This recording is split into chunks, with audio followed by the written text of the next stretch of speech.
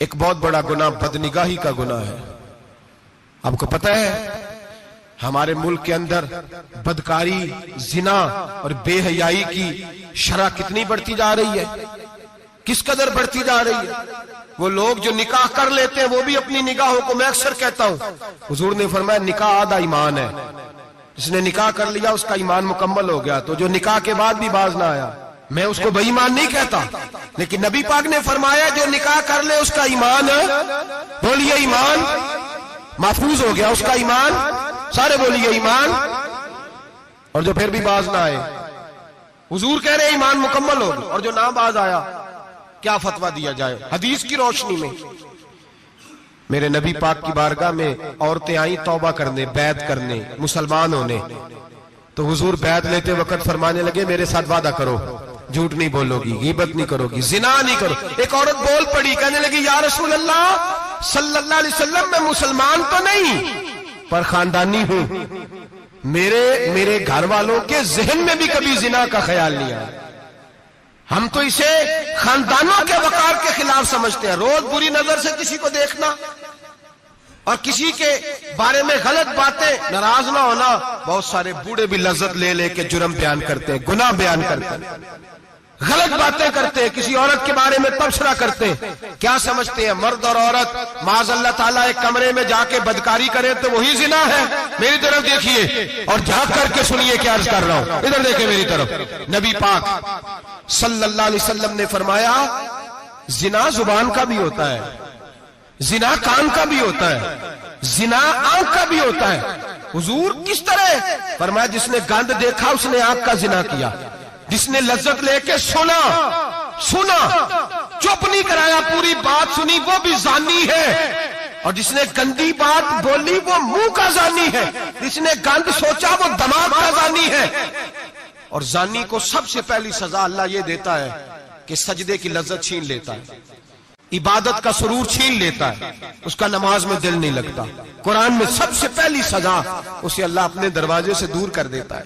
بھائیو آج ہمارے سجدے بے کیف ہیں، آج لوگ غلط جگہ پہ گھنٹوں بیٹھے رہتے ہیں. مسجدوں میں لوگوں کے دلوں کو گھبراہٹ ہوتی ہے، لوگ بھاگتے ہیں. میرے نبی پاک نے فرمایا تو نظر کو پاک کر لے، اللہ تیری عبادت میں لذت پیدا فرما دے گا. میرے بھائی یاد رکھ لیں اور سن لیں، سب سے کمزور آدمی وہ ہے جس کا ذہن پاک نہیں. سب سے کمزور آدمی وہ ہے جو کردار کا غلط ہے.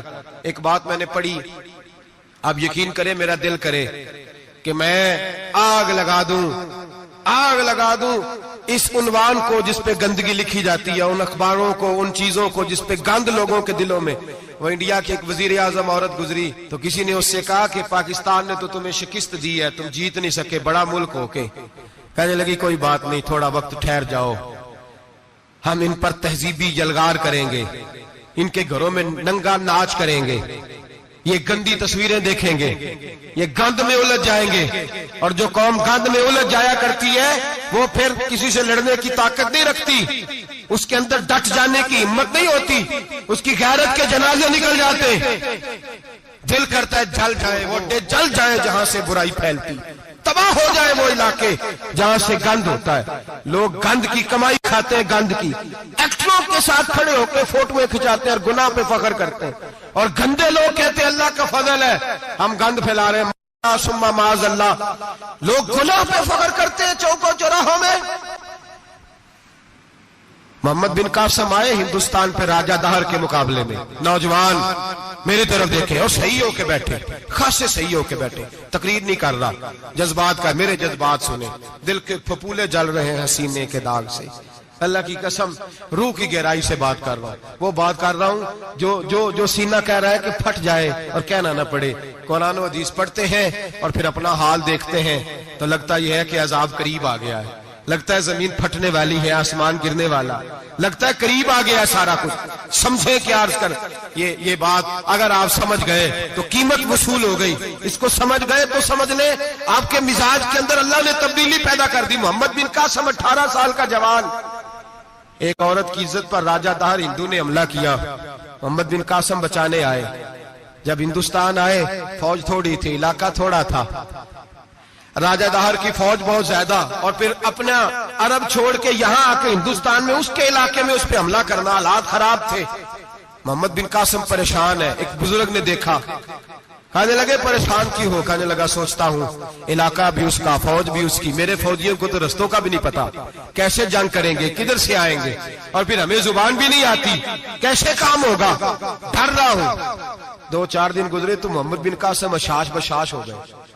اور بزرگ کہنے لگے خیر ہے، بڑے مطمئن ہو گئے ہو؟ کہنے لگے بس راجہ دہر ہم سے مقابلہ نہیں کر سکتا، راجہ دہر ہمارے مقابلے میں کھڑا نہیں ہو سکتا، وہ گرا کے گرا، وہ لڑکھڑایا کے لڑکھڑایا، ریزہ ریزہ ہو جائے گا۔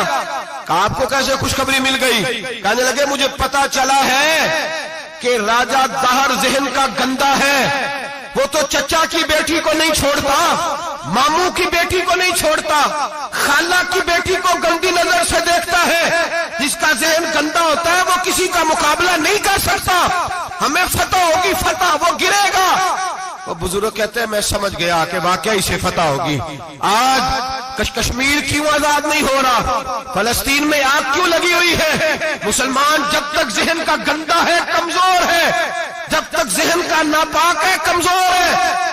حضرت سعد بن ابی وقاص رضی اللہ تعالیٰ عنہ فرمایا کرتے تھے اللہ مسلمان کی مدد اتنی دیر تک کرتا رہتا ہے جتنی دیر تک مسلمان کا ذہن صاف رہتا ہے، کردار پاک رہتا ہے۔ آگ اس لیے معاشرے میں لگی ہے۔ نوجوانوں تم کہتے ہو کامیابیاں نہیں ملتی، اسے کیسے کامیابی مل سکتی ہے جس کا ذہن ہی صاف نہیں؟ وہ کیسے دنیا کی بازی جیت سکتا ہے جس کی نگاہ ہی پاک نہیں؟ وہ کیسے آگے بڑھ سکتا ہے جس کے کردار میں پاکیزگی نہیں؟ اپنے آپ کو پاک کر لو، اللہ ہر مشکل میں تمہاری مدد فرمائے گا، ہر رستے میں تمہاری مدد فرمائے گا۔ اور میں نے کہا جب آدمی ناپاک ہوتا ہے تو رب کریم اس سے عبادت کی لذت چھین لیتا ہے، اور اللہ کی سب سے بڑی سزا یہ ہے کہ کسی کو سجدہ نہ لمبا کرنا دے۔ رب کریم سب سے زیادہ اس سے ناراض ہے جس کو قرآن پاک کے کھولنے کی توفیق نہ ہو۔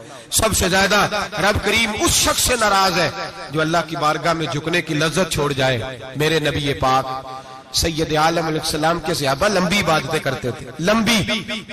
کسی نے کہا تھا روم کے بادشاہ تھے کہ یہ مسلمان فاتح کیوں ہو جاتے ہیں؟ تو اس نے کہا میں نے مولا علی کے زمانے میں جاسوسی کرائی تھی، پتا کیا تھا کہ ہر میدان میں کامیاب کیوں ہوتے ہیں۔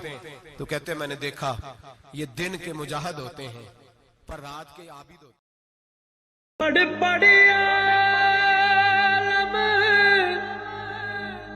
فاضل ہویا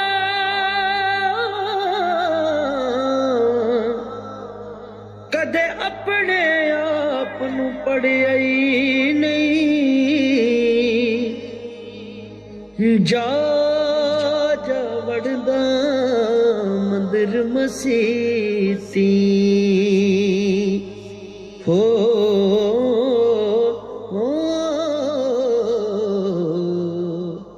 کدے من اپنے وچ وڑیا ہی نہیں۔